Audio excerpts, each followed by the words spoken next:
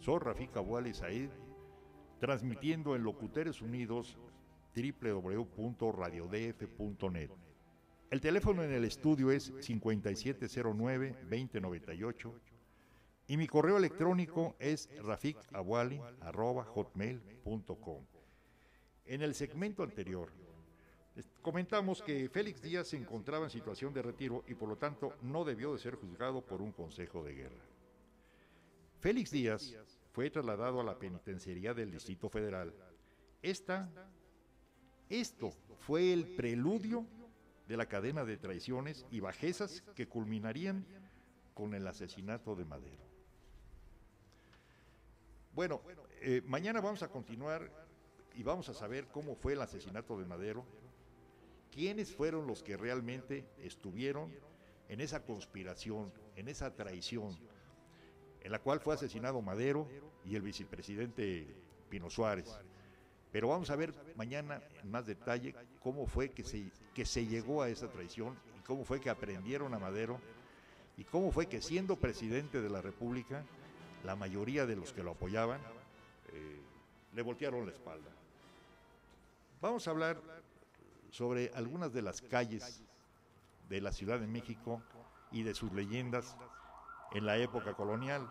Este es un tema que realmente ha interesado mucho a investigadores, inclusive de otros países, ya que en aquella época, en la época virreinal, la Ciudad de México, que no, la Ciudad de México era lo que es ahora el centro histórico, o el centro de la ciudad, o lo que se conoce como el primer cuadro, estaba lleno de leyendas, y estaba lleno de leyendas y supersticiones, porque como una vez dije, en aquella época el alumbrado era a base de farolas.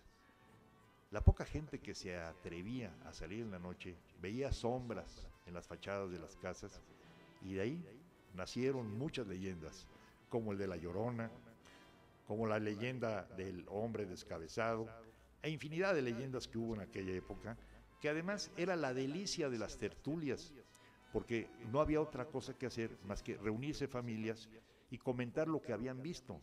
Y poco a poco se fue exagerando todas esas visiones que la gente contemplaba en las fachadas de las casas y que pensaba que eran fantasmas. Y cada vez que se comentaba de algún disque fantasma, en la siguiente plática le exageraban un poquito más, y así llegó un momento, pero también había bromistas que salían con sábanas, que aullaban, y otros que se disfrazaban como si fueran La Llorona.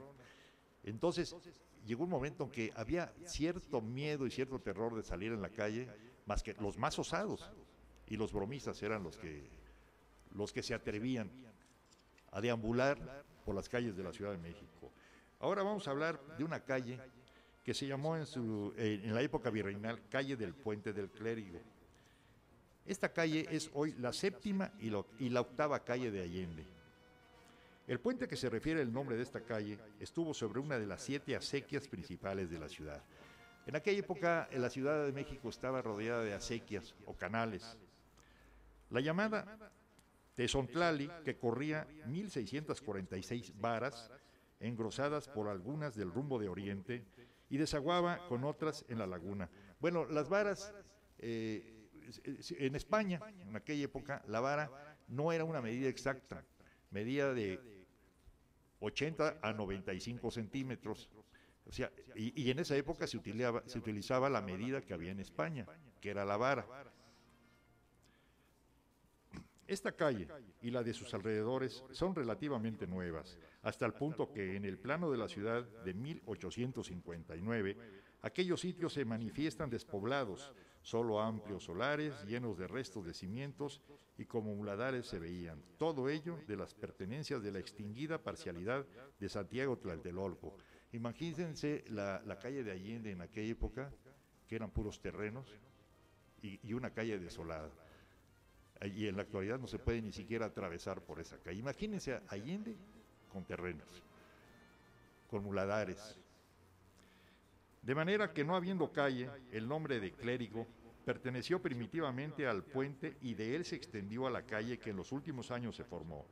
En cuanto al origen del nombre, tenemos dos tradiciones populares que hemos de consignar por lo curiosas al par de dramáticas.